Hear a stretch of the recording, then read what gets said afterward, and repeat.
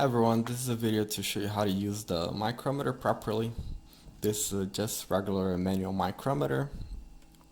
Um, First of all, let's go through the parts of the micrometer and the specifications. So basically all micrometers are going to give you the range of measurement. In general, it's in the back right here. This one, for example, measures from 0 inches to 0 inch to 1 inch.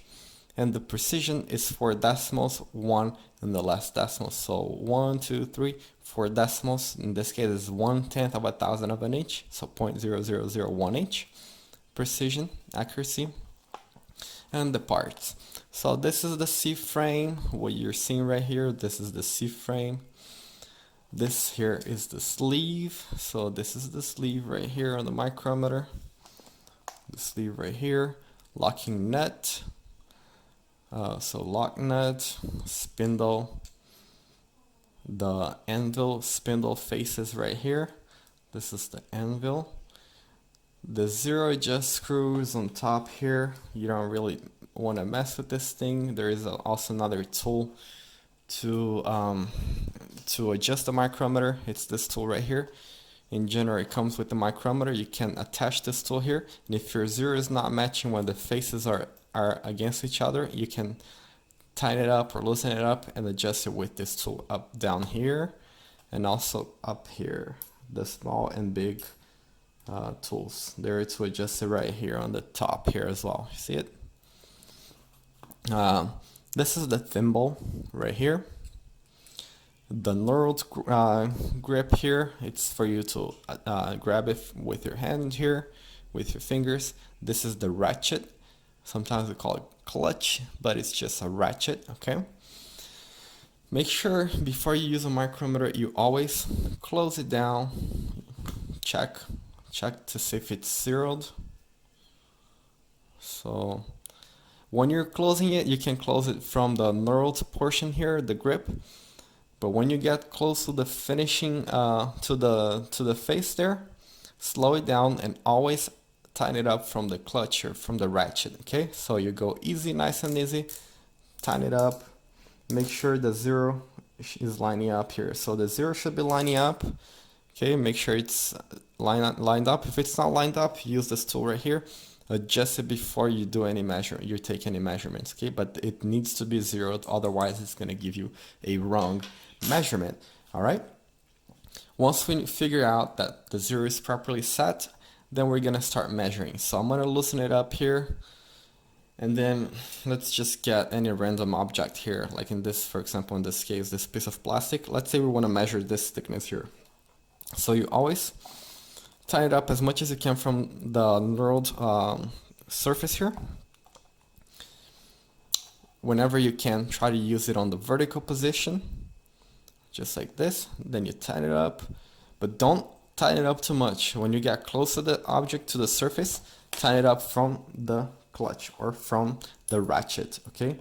So put your object in there, tighten it up from the ratchet. You hear a few clicks, okay? Never tighten it up from here, from the ratchet only, okay? You hear a few clicks, you can lock it, pull it out. Make sure it's locked before you pull it out, and then you're ready to measure. How do we measure this thing? So, it's a little confusing, but once you get used to it, once you get the hang of it, it gets pretty easy for you, okay? So we have big numbers right here, 0, 1, 2, 3, 4. The big number is gonna be your first decimal. So in this case here, we see 3 and 4. So which one is it gonna be? Is it gonna be 0.3 of an inch or 0.4? Because it's the first decimal, right? We're gonna analyze this line right here, this line, and the zero. If the zero is lined up with this line or under the line, that means you passed 0.4 of an inch. So that's gonna be 0.4 plus a little something here. If the zero is over the line, then you're under 0.4 of an inch, okay? If the zero was here, for example, it would be 0.39 something. But in this case, the zero is under the line. So that means we have 0.4 of an inch if it was lining up perfectly, plus a little something. What's this little something? We're gonna analyze these marks right here on the thimble, okay? So whichever of the marks lines up or is under this line right here is gonna be your second and third decimal. In this case, what do we have? We have 0.4 of an inch if it was at 0, plus 1, 2, 3, 4 thousandths of an inch. Why don't we consider 5? Because the 5 is over the line. If the 5 is lining up perfectly with the line, that would be 5 thousandths of an inch, or 0.005. Since the 5 is over the line, then you have 0.0004 to add to your number. So in this case, we would have 0.4 of an inch, 0.4 of an inch, plus 0.004, 0.004 of an inch, right? So far, we have this number right here, so 0.404 of an inch. Again, in the beginning of the video, we said that this micrometer has a precision or accuracy of 4 decimals. So we're still missing 1 decimal right there, right? We're gonna count this decimal right here. So you put your micrometer in the vertical position, and then you're gonna check which number of these numbers right here line up with any of the lines on the top. Just completely ignore the numbers on the top here. You don't need them right now. You're just gonna check the lines. You're never really gonna see 2 lines lining up at the same time here.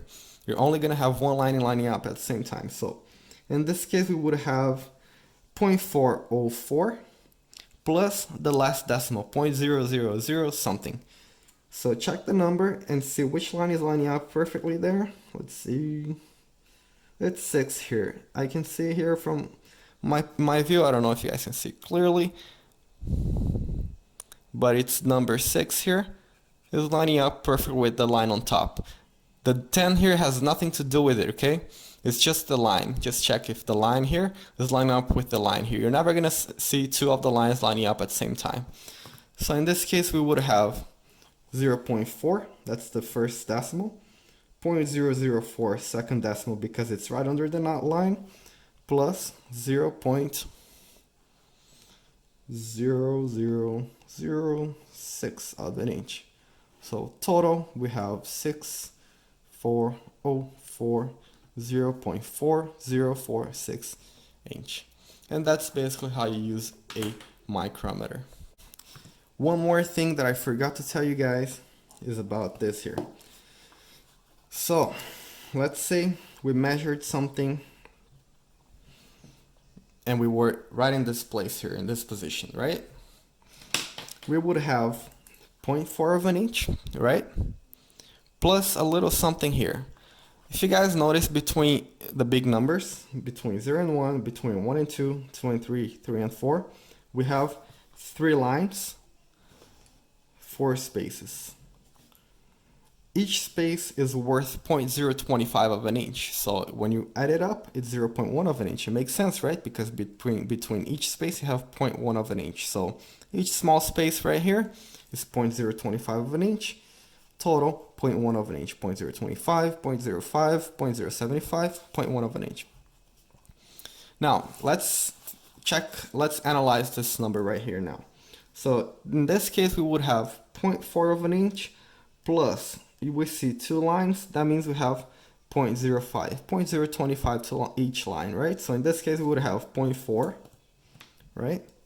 So 0.4 of an inch plus 0.050, because we see 2 lines right here, plus second and third decimal on the thimble right here. In this case, we have the number 10 right under the line, not lining up perfectly, but under. Remember, we're gonna see how close it is to the last decimal by checking the last decimal here.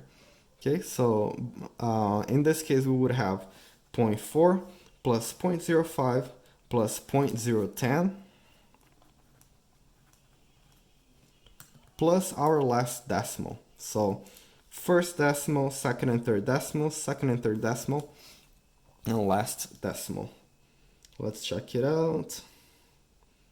In this case, I see the number 5 here. lining up fairly, I'm going to consider this. So I'm going to consider 5 right here.